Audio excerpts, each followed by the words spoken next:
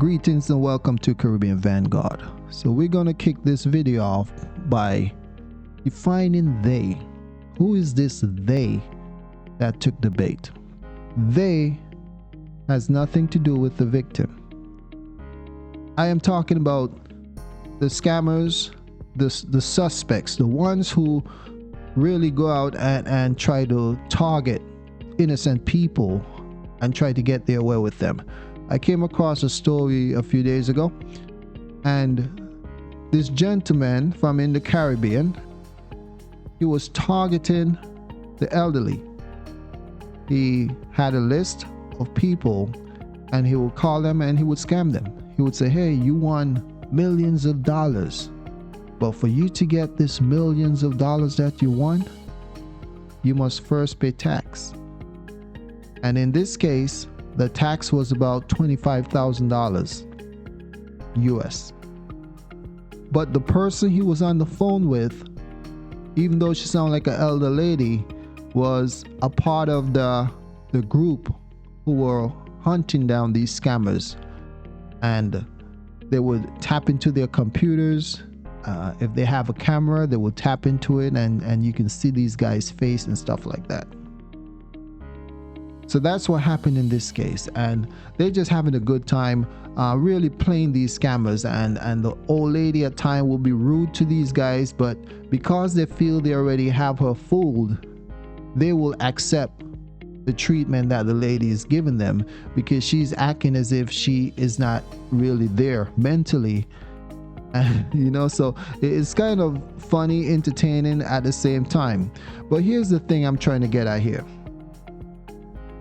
This incident reminded me about the War Against Crime symposium that happened a few years ago, and it was hosted by Trinidad and Tobago.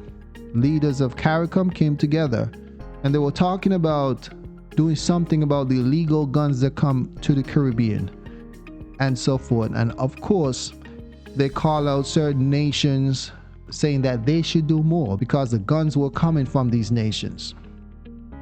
But one of the things that these nations were doing, instead of doing more to stop the influx of guns or to stop guns from leaving their borders, they instead wanted to set up camp in the Caribbean. And they did that. They started some type of task force to fight criminals. When you take that bait, it's as if there's a trap that's set out there and you are necessary because you are an excuse for other people to get involved with our business in the Caribbean. Without poverty, without crimes, without violence, there are no real reason or excuse that others can use to set up shop in our camp, to set up shop in our homes. These systems that they created and maintain, they know of the scams that happen, some of them, and they can stop it. And I feel that, just like the guns, they can do more to stop the guns and drugs from coming in. But it's almost like taking poison. It would make a lot of sense to prevent ingesting the poison, but it seems like they don't want to do that. They want to do the surgery. So they want you to ingest the poison, and that way they can go into your body and really do what they want to do. And I feel like that is what's happening in the Caribbean and as well as other places around the world. So these guys need to realize when you make selfish decisions like that and not thinking about the long-term effect, you will eventually get squeezed out. They know who you are. It's just a matter of time. They have bigger fish to fry at the moment. But when they are ready for you, they are going to come for you.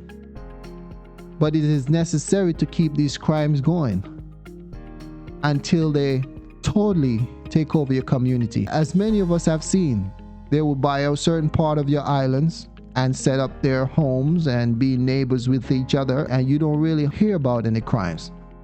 So now, what these criminals don't realize is that you're causing the local people to have more of a distrust towards each other and more of a trust in outsiders.